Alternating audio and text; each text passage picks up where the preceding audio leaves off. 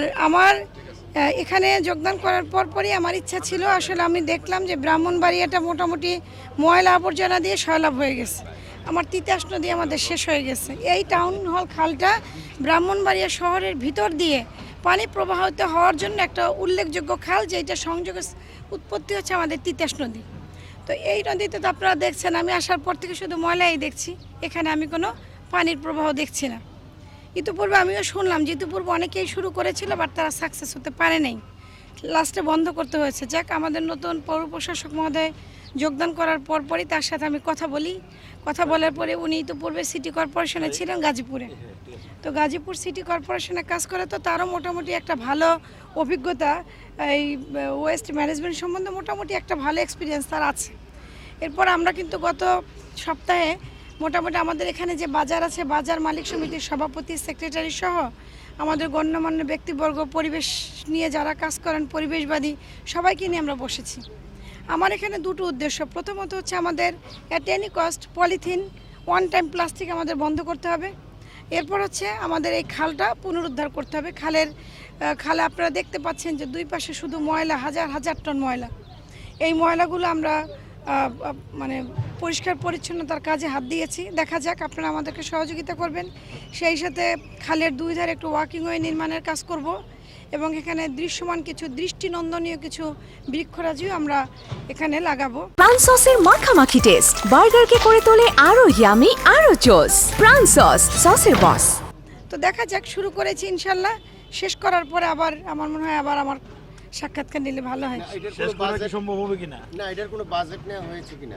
এটা পৌরসভা থেকে আসলে অ্যাকচুয়ালি আমাদের কাছে এটা আমার মনে হয় আমার পৌরসভার প্রশাসক যিনি আছেন উনি ভালো বলতে পারবেন যে কত টাকা বাজেট। ওই যে আপনার ওই যে পুলিশ ফাঁড়ির খাল, আমরা ওই যে ওই দিন মিটিংয়েও বলছিলাম, নদীরক্ষা, এক মিনিট, নদীরক্ষা কমিটির ওই খালটার ব্যাপারে কিছু করবেন কিনা? করব একটা করে আমাকে করতে দেন। আগে এটা শুরু করেছি, এটা শেষ করি, দেন ওই খাল ধরবো, সবগুলোই ধরবো। যে কয়দিন আছে ইনশাল্লাহ কাজ করব। যারা এই খালটাকে দূষণ করছে, মানে কোনো অংশ দখল হয়েছে, সেই ব্যাপারে আপনারা কোনো হ্যাঁ, পদক্ষেপ নেবেন কিনা? আপনি যেটা বলছেন যে দখল যেটা হয়েছে, এটা নিয়ে আমরা কাজ অলরেডি শুরু করে দিয়েছি। খালের জায়গায় কাদের বাড়িঘর আছে আমরা লিস্ট করি, এরপরে আমরা তাদেরকে উচ্ছেদের জন্য আমরা তাদেরকে নোটিশ দিব। এই গেল প্রথম সিস্টেম। আমরা অতীতে দেখেছিলাম লাল চিহ্নিত করা হয়েছে, কিন্তু প্রভাবশালীদের কারণে সেটা শুরু হয়েছে, ভাঙ্গা মানে কার্যক্রমটা শুরু করা যায়নি। নদী পাড়ের যেগুলো আর কি, নদী আচ্ছা, দেখা যাক। আমি আগে কাজ মানে যেহেতু শুরু করেছি, কাজটা শুরু করতে দেন আগে। হ্যাঁ, এই গেল এক বিষয়। আর দ্বিতীয়ত আপনি যেটা বলছেন যে এখানে ময়লা আবর্জনা ফেলার বিষয়ে, আমরা পৌরসভার মাধ্যমে আমরা প্রত্যেক বাড়ি, আশপাশে যে বাড়িঘর দেখছেন, এদের ময়লা ফেলার আমার মনে হয় না কোনো সিস্টেম আছে।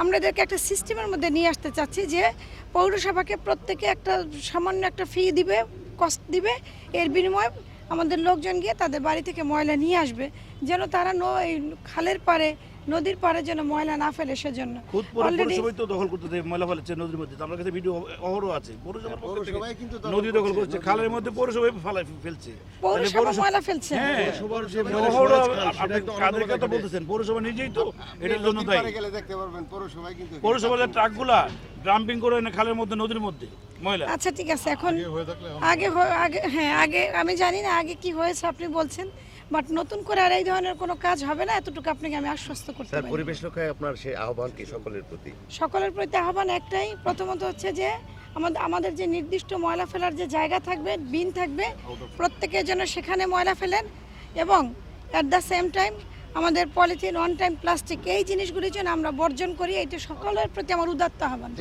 আপনারা দুই একটা বিষয় বলেছেন যে পৌরসভা নিজেই তিতাস নদী এবং খালে ময়লা ফেলার কার্যক্রমটি চালিয়ে যাচ্ছে, এটা সত্য কথা।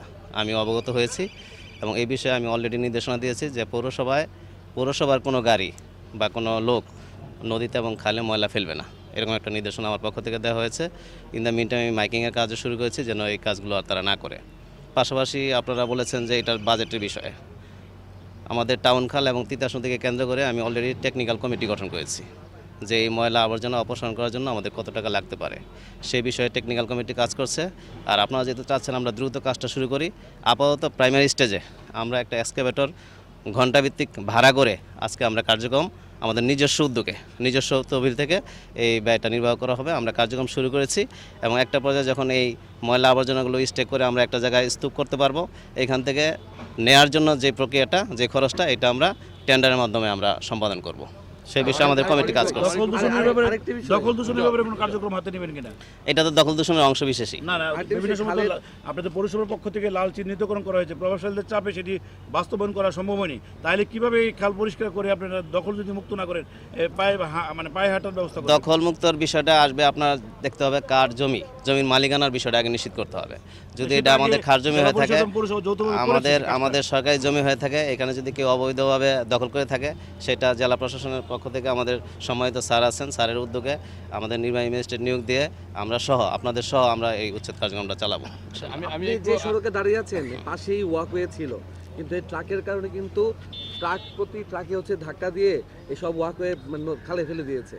এখন ট্রাক অনবরত চলছে, নতুন করে ওয়াকওয়ে নির্মাণ করলে এটা কতটুকু স্থায়ী হবে? না, ইনশাল্লাহ আমরা দেখি, আমি এটা বিষয়টা আমি জানি না, তবে একটা প্রকল্প দেওয়া ছিল, প্রকল্পের যিনি ঠিকাদার ওনার সাথে আমরা কথা বলেছি। আপনারা দেখেছেন অলরেডি রাস্তার কাজ চলমান আছে, পাশাপাশি আমাদের ওয়াকওয়ে নির্মাণের কাজটিও চলবে এবং চললে পরে আমরা এটা মেনটেন করার চেষ্টা করবো ইনশাল্লাহ, যাতে ক্ষতিগ্রস্ত না হয়। না, সেটা আমরা একটা নিয়মকরণ করে দিব, যাতে কোনোভাবে আমাদের উন্নয়ন প্রকল্পের কোনো ক্ষতি বা ক্ষতিগ্রস্ত না হয়, সেটা আমরা নিশ্চিত করার চেষ্টা করব। আশা রাখি লোকজন বলছিল যে এটা একটা মানে তামসা এক ধরনের, কয়েকদিন পরে এই আপনারা চলে যাওয়ার পরে বেকুর তেল শেষ হয়ে যায়, এরকম অনেক ঘটনা ঘটছে। না, সেটা আমরা এই যে স্যার যেটা বলেছেন, আমরা সিসি ক্যামেরা দিয়ে বিষয়টি মনিটরিং করব। আপনারা সবাই আছেন, আপনারা এতগুলো চোখ যদি এখানে থেকে কেউ ফাঁকি দেয়, সেটা তো, এটা দায়িত্ব তো আপনাদেরও আছে।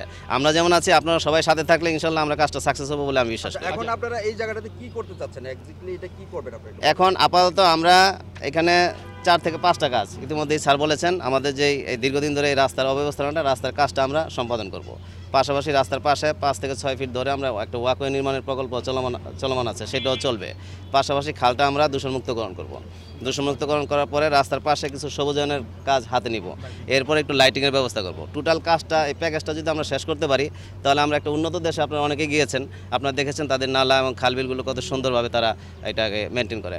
আমরা সেই উদ্যোগটাই হাতে নিয়েছি, সেইভাবে করার চেষ্টা করব।